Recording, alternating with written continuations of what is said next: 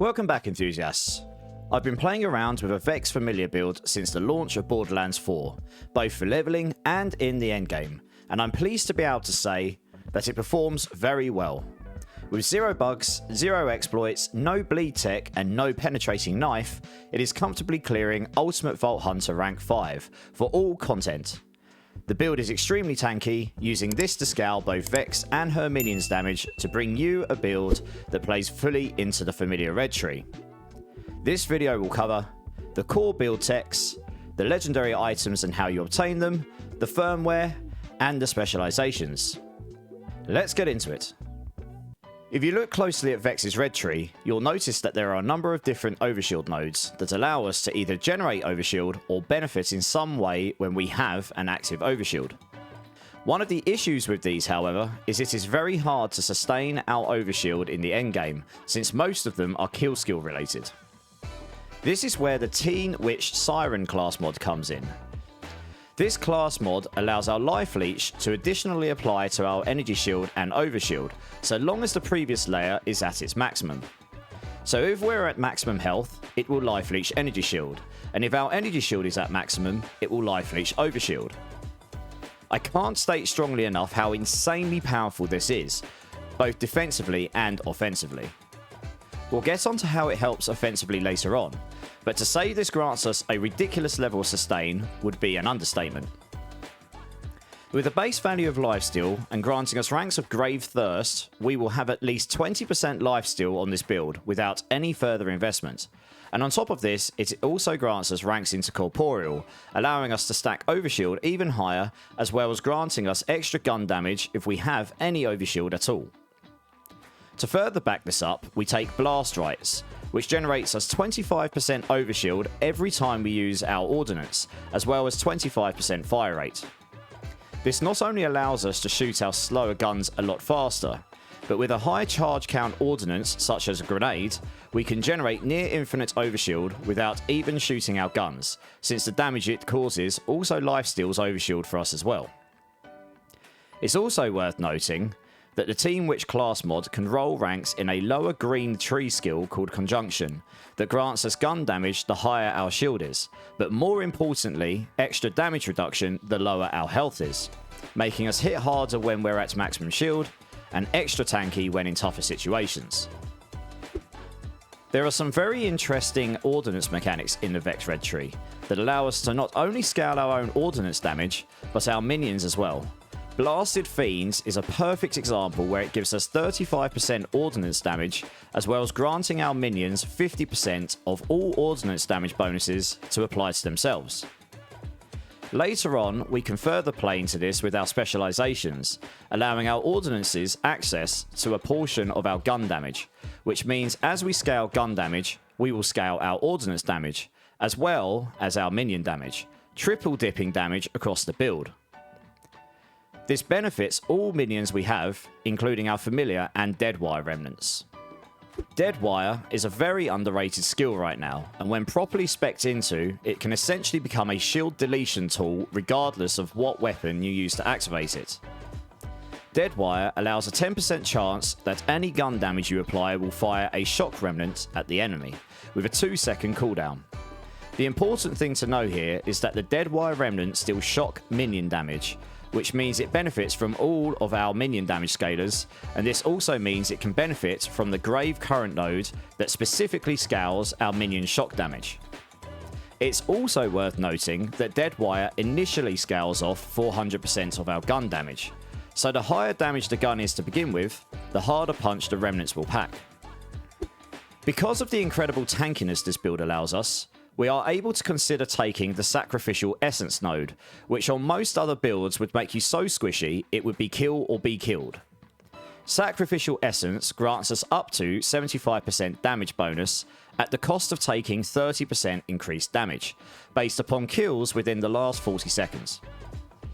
It's worth noting that this is a generic damage boost, so it will scale all aspects of our build, allowing for double dips because we are allowing a portion of our gun damage to apply to ordnances, and a portion of our ordnance damage to apply to our minions.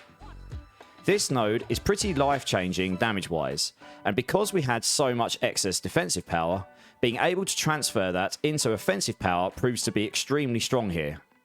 There are 3 legendary items currently used in the build which all work very nicely together. The class mod is mandatory, but the other 2 are what I found to work well. You can feel free to try out other weapons if you fancy, just bear in mind the core requirements of the build when doing so. As previously mentioned, we are using the Teen Witch class mod, which allows us to convert Life Leech into Energy Shield and Overshield. A very strong and build-defining legendary, this is absolutely mandatory for this build to work the way it does. To obtain the Teen Witch class mod, you can farm the Primordial Guardian Radix, who is located in the Arch of Radix vault inside the Carcadia Burn region. You will need to have located the 3 vault fragments in this region before you can access the vault, but once there, you can repeatedly kill the boss until a Teen Witch drops. Any version of this legendary item will do to start, as it's the unique power that is the most important to begin with.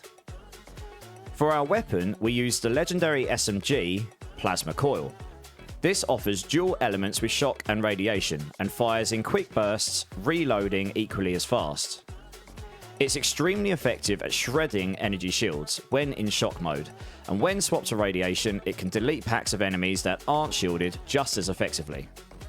Combined with the correct firmware, this makes for an especially good weapon for this build. You can obtain the Plasma Coil by farming the Primordial Guardian Timekeeper, located in the Terminus district of the Upper Dominion. You are required to have completed the campaign before you can repeat this boss, but once you're there, you can repeat him until he drops you a Plasma Coil. The final legendary we use here is the Jelly Grenade. This grenade can come in many different forms, varying slightly from damage to charge count, and even become a nuke grenade. The important thing this grenade gives us is a base charge count of 4 and a low cooldown, which means we can activate it extremely often, allowing us to maintain our blast right benefits from our skill tree. I recommend trying to find a corrosive elemental type jelly if possible, and I found the nuke variant Atomic Jelly to be especially good here, but feel free to try out the different types and use whichever you prefer to use.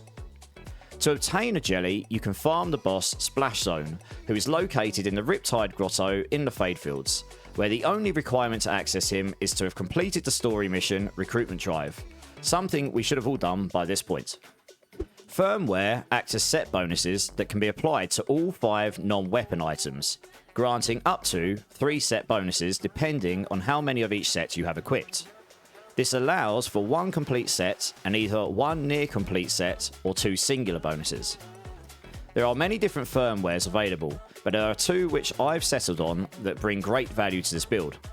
Firstly, we max out the high caliber firmware set, as this grants us increased projectile speed, increased gun damage, and most importantly, allows our projectiles to pierce enemies. This is especially strong for the Plasma Coil when fighting groups of enemies. All 3 bonuses are useful to us here, and grant us access to 2 completely new stats we can't get anywhere else. The second firmware set we take is the Gadget Ahoy set, which grants us additional ordnance cooldown, as well as additional ordnance damage. This allows us to use our ordnances more often, as well as scaling their damage. It's worth a reminder here that the extra gun damage and extra ordnance damage also play into the double dipping techs mentioned earlier, so we gain added value from these as hidden damage. Specialisations are an endgame progression system that become available once you have completed the campaign and unlocks further power for your build. There are some specific specialisations here that play incredibly well with the Overshield Tech we are running, allowing us to become giga tanky as well as further boosting our build's damage potential. To start with, we take Bullets Are Scared of Me, which grants us up to 30% damage reduction based upon how full our life or energy shield is.